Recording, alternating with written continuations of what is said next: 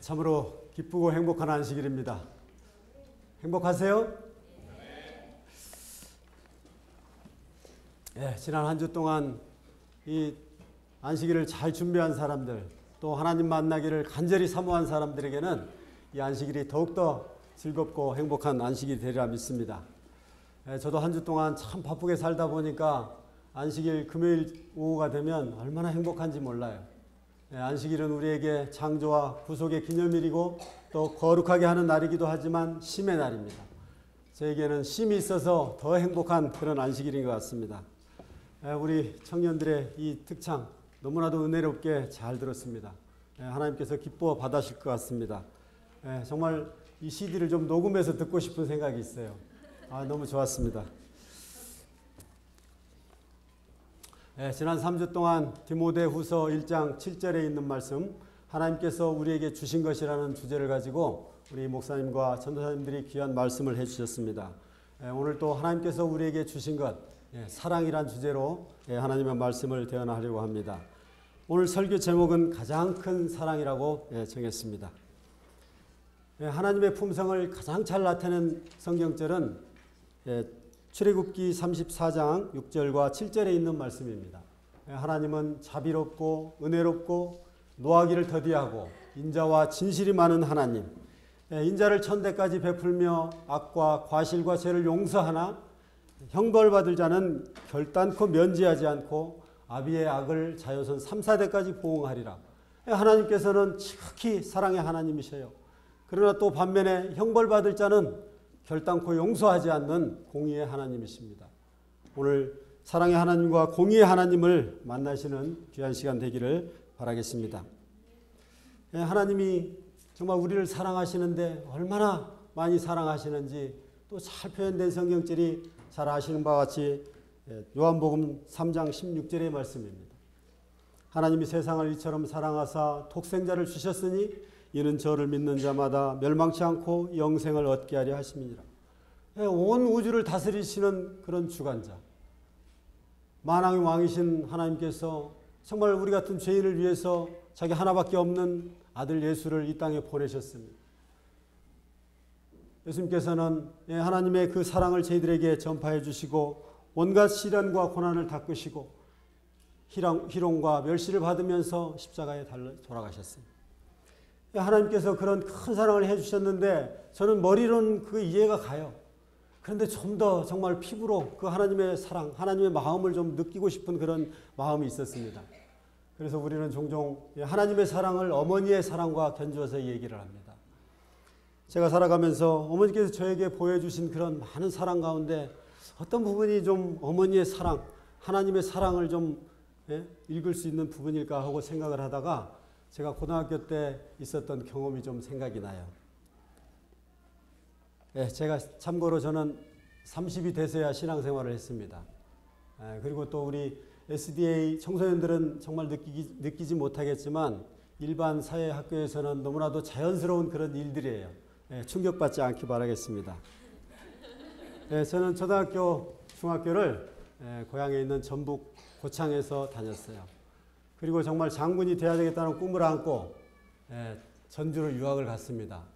육군사관학교에 들어가는 게 제 목표였어요.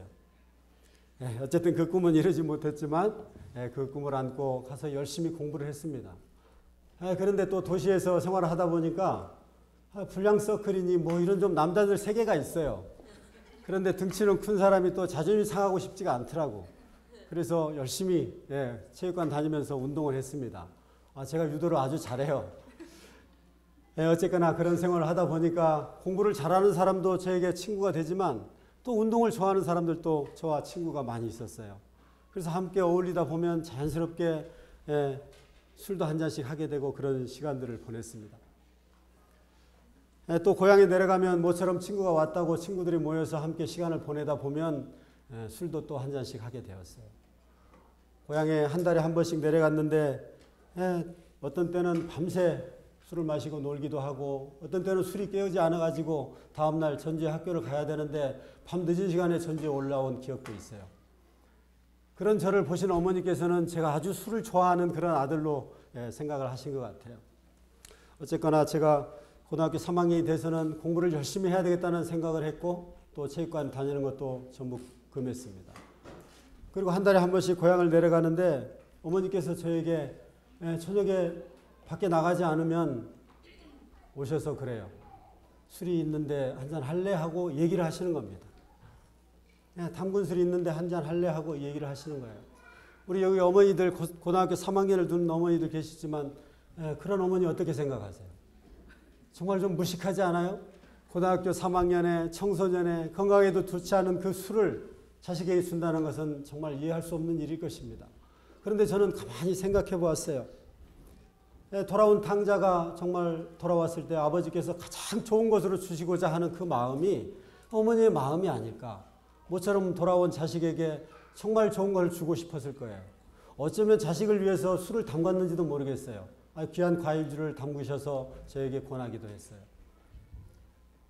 그래서 저는 그게 아들이 모처럼 고향에 와서 집에 있을 때 정말 기쁘고 행복한 시간을 보내기를 그러는 바라는 간절한 마음으로 아들이 좋아하는 그 술을 저에게 주지 않았나 하는 생각을 해요. 그게 어쩜 하나님의 마음이 아닐까. 우리가 주님 안에서 늘 기쁘고 행복하게 살기를 바라는 그런 하나님의 마음이 아닐까 하는 생각을 했어요. 좀 엉뚱한 것 같지만 저는 하나님의 사랑하면 어머니께서 제게 고등학교 때 주었던 그 술이 생각이 나요. 저희 어머니는 지금 현재 87세입니다. 몸이 불편하셔서 에덴 노인 요양센터에 계셔요. 철저하게 채식주의자셨던 저희 어머니께서 치매 증세가 약간 있다 보니까 생전 드시지 않던 생선을 드시는 거예요. 고기도 뭐 튀김을 사오면 튀김 한 조각을 좀 드시고자 하셔요. 그런데 어느 날 제가 홍삼 캔디를 하나 사다 드렸어요. 봉지가 큰 봉지였습니다. 그걸 드시던 어머니께서 너무 잘 드시는 거예요. 평상시에 뭐든지 잘 드시지 않던 어머니가 음식을 드시니까 이 자식으로서는 너무 행복합니다. 그래서 홍삼 캔디가 어머니 주변을 항상 떠나지를 않았어요. 1년 넘게 그런 시간들을 보내고 나니까 어머님이 관절이 있어서 거동이 좀 불편하시셨는데 더 비만이 되신 겁니다. 그래서 혼자서 화장실 가시는 것도 불편해 하셔요. 그런 상황이 돼서 결국은 요양원에 가시게 됐습니다. 요양원에 가시도 얼마 계시지 않아서 위기 상황에 왔어요. 장에 이상이 생긴 겁니다. 거기서 의사 선생님께서 마지막을 준비하라고 저에게 전화가 왔어요. 그런 위기 상황을 또 잘 극복하고 어머니께서 지금 퇴원하셔 계시는데 몸이 싹 살이 빠지셨어요. 그래서 병원에서는 어머니에게 사탕 드리는 것을 몹시 반대합니다. 요양원에서는 사탕을 못 드리게 해요. 그런데 저는 매번 거의 매주 가지만 어머니께서 계실 때 뵙고 마지막에 돌아오는 게 너무 서운해서 기도를 해드리고 뭐가 드시고 싶은 게 있냐고 물어보면 사탕이라고 말씀하시는 겁니다. 그래서 저는 돌아와서는 다음에 갈 때 항상 사탕을 챙겨서 가곤 해요. 어머니께서 사실 제가 고등학교 3학년 수험생에게 술을 권하신 것처럼 건강에 좀 나쁠지 모르지만 어머니가 그토록 좋아하는 그 사탕을 드리는 것은 어쩜 그런 사랑에 대한 제가 보답이라고 생각합니다. 그래서 매번 어머니께 그런 사탕을 좀 드리곤 합니다.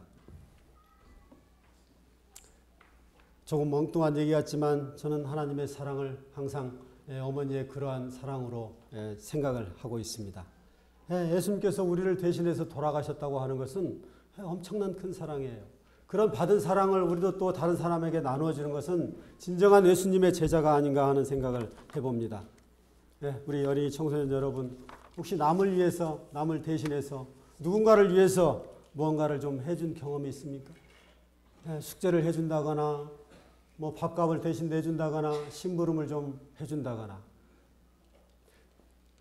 하나님께서 가장 큰 사랑을 무엇이라고 표현했는지 한번 다 같이 보면 좋겠습니다. 요한복음 15장 13절에 있는 말씀입니다. 성경 봉독을 한 말씀인데요.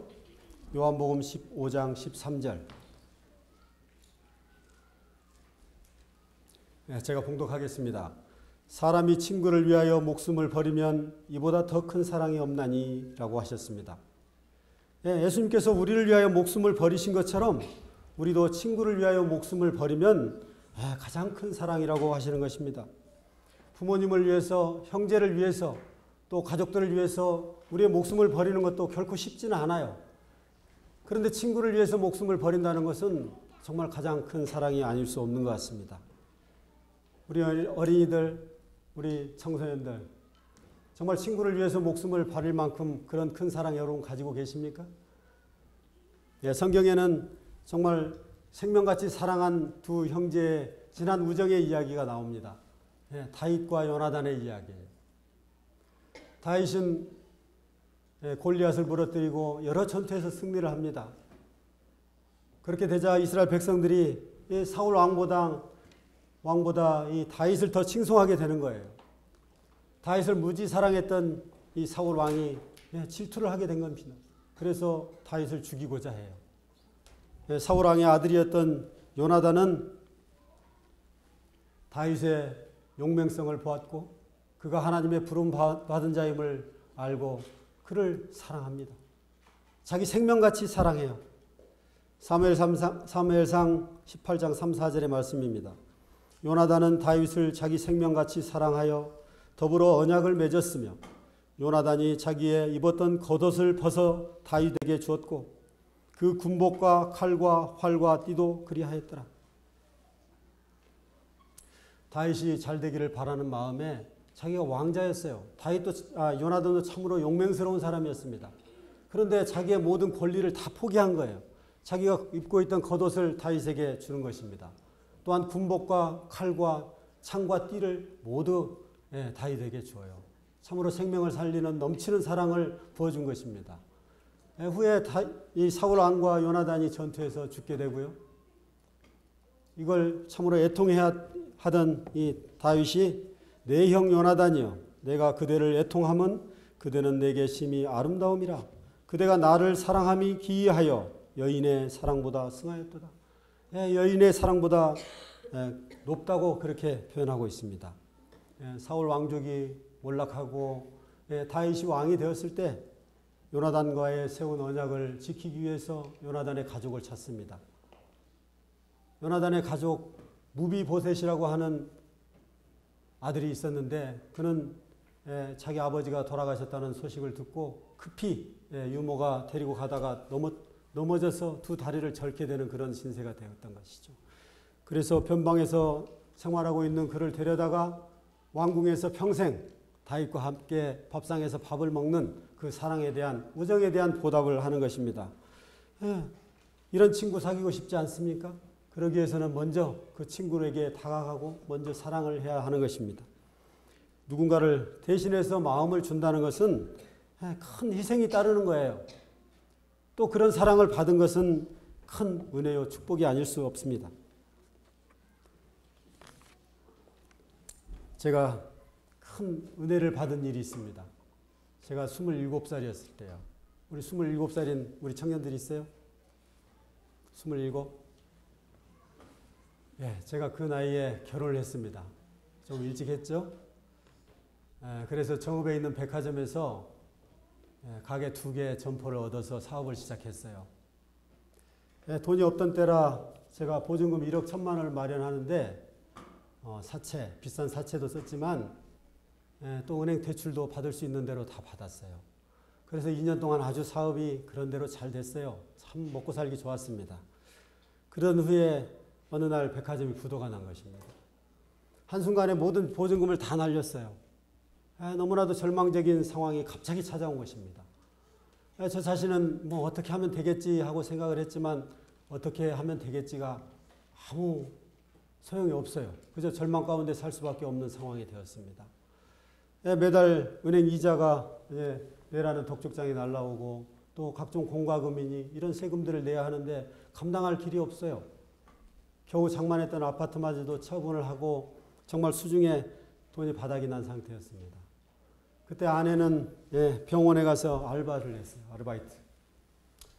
아내가 아르바이트 나가는 게 왜 이렇게 싫었는지 몰라요. 정말 못 나가겠습니다. 그러나 아마 한 2차례에 걸쳐서 한 20일 정도 아르바이트를 한 것 같아요. 저는 뭐 또 사장님네 하고 다니는 사람이 남의 집 가서 일하는 게 너무나도 자존심 상하는 일이었어요. 그래서 그 세월을 거의 자포자기한 상태로 술을 마시면서 세월을 보냈던 것 같아요. 은행 이자를 감당해야 되는데 감당할 길이 없을 때 저에게 도움을 주신 분이 계셔요. 바로 저희 형님입니다. 그 형님이 은행 이자를 내주시고 명절 때면 또 용돈을 좀 지어주시고 하시더라고요. 그런데 문제는 더 큰 문제가 발생했습니다. 대출받은 원금을 상환해야 하는 그런 시점이 다가온 거예요. 뭐 독촉장이 날라오고 저는 참으로 대책이 없었어요.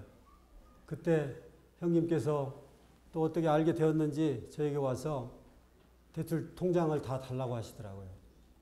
그래서 제게 있는 통장을 다 드렸어요. 그 이유는 몰라요. 지금까지 아무 일도 없는 거 보면 형님이 분명 내주신 것입니다. 너무나도 큰 은혜였어요. 우리가 죄인 되었을 때 하나님께서 그리스도를 죽으심으로 하나님께서 우리에게 대한 자기의 사랑을 확정하셨다는 그 대속적 사랑이 형님이 저에게 정말 제가 아무런 능력이 없고 힘이 없고 자포자기에 있을 때 저에게 희망을 주었던 것처럼 그 하나님의 대속적 사랑을 저는 생각할 때마다 그 하나님의 형님의 그런 사랑을 저는 생각하게 돼요.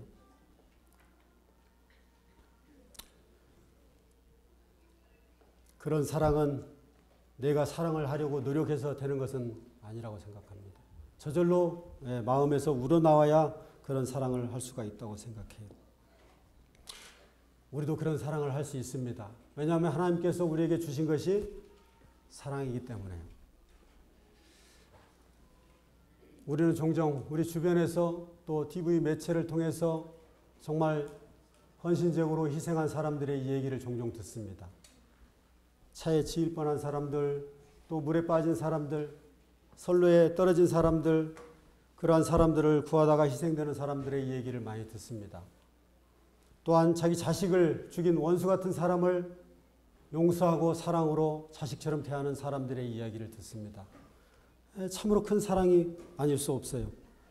이런 큰 사랑을 할 수 있는 힘과 용기는 하나님께서 우리 안에 넣어주신 사랑 때문에 가능하리라 믿습니다. 친구를 미워하며 이런 사랑을 할 수가 없죠. 요한일서 3장 14절 15절에 있는 말씀입니다. 우리는 형제를 사랑함으로 사망에서 옮겨 생명으로 들어간 줄을 알거니와 사랑하지 아니하는 자는 사망에 머물러 있느니라. 그 형제를 미워하는 자마다 살인하는 자니 살인하는 자마다 영생이 그 속에 거하지 아니하는 것을 너희가 아는 바라.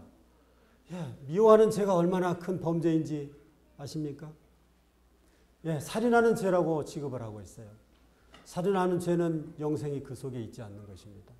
마치 우리가 우상 숭배를 하는 것과 같은 큰 범죄로 여긴다는 사실이에요. 우리 형제 미워하는 거 너무나도 가볍게 생각합니다. 근데 하나님께서는 형벌 받을 자는 결단코 면제하지 않고 자여손 3, 4대까지 보응하겠다고 하시는 그 공의의 하나님께서 우리가 형제를 미워하는 거, 이거를 그런 죄와 똑같이 취급하신다는 사실이에요. 우리 주변에는 항상 꼴 보기 싫은 사람이 있어요. 정말 미운 사람이 있습니다. 혹시 여러분 머릿속에 지금 떠오르는 사람이 있어요? 한 사람 있어요? 잘 생각해 봐요. 2 사람 되죠? 그런 사람이 많이 있을수록 요한복음 15장 13절에 있는 말씀을 정말 마음속에 깊이 새기시기 바랍니다. 제가 중학교 2학년 때 저희 매형이 해준 얘기입니다. 세상에는 3 부류의 사람이 있다고 합니다. 한 부류는 꼭 있어야 할 사람, 또 한 부류는 있으나 마나한 사람, 또 한 부류는 없어야 할 사람. 그래서 저는 어디서나 꼭 있어야 할 사람이 돼야 되겠다고 열심히 나름대로 살아왔어요. 그런 눈으로 세상을 바라보니까 정말 꼭 없으면 좋을 사람이 꼭 있어요. 제 주변에 항상 그런 사람이 있었습니다. 그런데 그런 불편한 사람이 있으면 얼마나 생활이 불편하고 삶이 불행한지 몰라요. 그 사람이 있는 곳 가는 것도 불편하고요. 마주칠까 봐 두렵고요. 그래서 삶이 불행한 것입니다. 어느 날 봉원영 목사님이 쓰신 그리스도인의 리더십이라고 하는 책을 잠깐 제가 접하게 되었어요. 거기에 이 말씀이 있습니다. 예수님께서는 모든 사람이 다 가치 있고 중요합니다. 어떤 사람이 여러분 주위에 있도록 허락하셨다면 그 사람은 하나님의 계획에 반드시 필요한 사람임을 기억해야 합니다. 여러분의 계획에는 없을지 모르지만 모든 사람과 협력하는 것이 참된 그리스도인의 리더십입니다. 그날 이후로 제가 모든 사람과 합평하려고 제가 결심을 했습니다. 하나님께서는 우리에게 정말 다양한 사람들을 보내주셔요. 하나님의 품성을 닮아가기에 최적의 환경을 우리에게 허락하십니다. 우리 주변에 가난한 사람들, 고아와 과부가 있습니다. 그런 사람들이 있게 하신 것은 우리로 하여금 정말 사랑을 실천할 수 있는 기회를 제공해 주시는 거예요. 다 잘 살고 다 좋은 사람들만 있으면 우리가 그런 사랑 베풀 기회가 없잖아요. 또 정말 모범적으로 살아가는 사람이 있습니다. 신앙 안에서 본받고 싶은 사람이 있어요. 그런 사람을 두신 것은 우리로 하여금 그런 사람들을 따라가도록 롤 모델로 삼게 하는 것입니다. 또한 정말로 꼴 보기 싫은 사람이 있어요. 그런 사람들을 두신 것은 저런 사람처럼 되지 말라고요. 또한 그런 사람들과 정말 화평하고 사랑으로 감싸는 그런 사랑을 실천할 수 있는 기회를 주는 것입니다. 우리가 하늘나라에 갈 때는 우리의 품성을 가지고 간다고 하죠. 모든 사람이 우리의 품성 개발을 위해서 꼭 필요한 사람들입니다. 정말 꼴보기 싫은 사람이 있다고 하는 것은 하나님께서 우리의 품성을 가다듬게 하기 위해서 보내신 사람이라는 것을 정말 명심하시기 바랍니다. 미워하는 죄가 살인죄이기 때문에요. 영생이 그 속에 있지 않기 때문에요. 로마서 12장 18절 할 수 있거든 너희로서는 모든 사람과 더불어 화평하라. 우리를 지극히 사랑하시는 하나님께서 우리의 기쁨과 행복과 평안을 위해서 모든 사람과 화평하기를 바라는 것입니다. 나는 너희에게 이르노니 너희 원수를 사랑하며 너희를 핍박하는 자를 위하여 기도하라. 원수 같은 형제를 위해서 용서하고 그 사람을 위해서 기도하라고 하십니다. 베드로전서 4장 8절에 있는 말씀입니다. 무엇보다도 뜨겁게 사랑할지니 사랑을 하려면 뜨겁게 해야 돼요. 그래야 모든 것을 감쌉니다. 사랑이 있으면 웬만한 실수와 잘못을 다 용서할 수 있어요. 그런데 사랑이 없으면 없는 죄도 만들어서 질책하게 되는 것입니다. 사랑만 있으면 다른 율법이 다 필요 없다고 그래요. 간음하지 말라, 살인하지 말라, 도둑질하지 말라, 탐내지 말라. 또 다른 계명이 있을지라도 내 이웃을 내 몸같이 사랑하라 하신 그 말씀 속에 다 들었느니라. 그러므로 사랑은 율법의 완성이니라. 우리에게 두 큰 계명이 있습니다. 하나님을 사랑하고 내 이웃을 내 몸같이 사랑하라. 이것이 온 율법과 선지자의 강령이라고 말씀하십니다. 반대로 사랑이 없으면요. 고린도전서 13장에 있습니다. 내가 사람의 방언과 천사의 말을 할지라도 예언하는 능력이 있고 모든 비밀과 지식을 알고 산을 옮길 만한 믿음이 있을지라도 내게 있는 모든 것을 다 남에게 줄지라도 사랑이 없으면 소리나는 구리와 울리는 꽹과리가 되고 내게 아무것도 아니요 내게 아무 유익이 없느니라라고 말씀하십니다. 서로 사랑합시다. 바울 선생이 복음을 전하기 위해서 온갖 고난과 시련과 여러 차례 죽을 고비를 넘기면서 복음을 전했습니다. 그가 사랑하는 아들, 믿음의 아들 디모데에게 하나님의 능력을 따라 복음과 함께 고난을 받으라고 편지합니다. 두려워하지 말고 하나님이 우리에게 주신 능력과 사랑과 절제하는 마음을 가지고 담대히 복음을 전하라고 말씀하고 계십니다. 복음을 전하기 위해서는 먼저 형제를 사랑하는 마음에서 시작된다고 생각합니다. 사랑하는 우리 태능교회 어린이 청소년 여러분, 세상에서 가장 큰 사랑은 친구를 위해서 목숨을 버리는 사랑입니다. 우리에게 정말 친구를 위해서 목숨을 버릴 만한 사랑은 없을지라도 형제를 미워하는 죄는 짓지 마시기 바랍니다. 형제를 미워하는 죄는 살인죄와 같다고 했습니다. 영생이 없다고 했어요. 혹시 여러분 머릿속에 떠오르는 미운 사람이 있거든 오늘 저녁에 집에 가셔서 그 사람을 위해서 기도해 보시기 바랍니다. 그리고 먼저 한 발 다가가시기 바랍니다. 그러면 여러분의 삶이 주님 안에서 더 기쁘고 행복한 삶이 이어질 것을 저는 확신합니다. 제가 경험을 했던 사실이기 때문에 그래요. 우리 모두를 사랑합시다. 하나님은 사랑이십니다.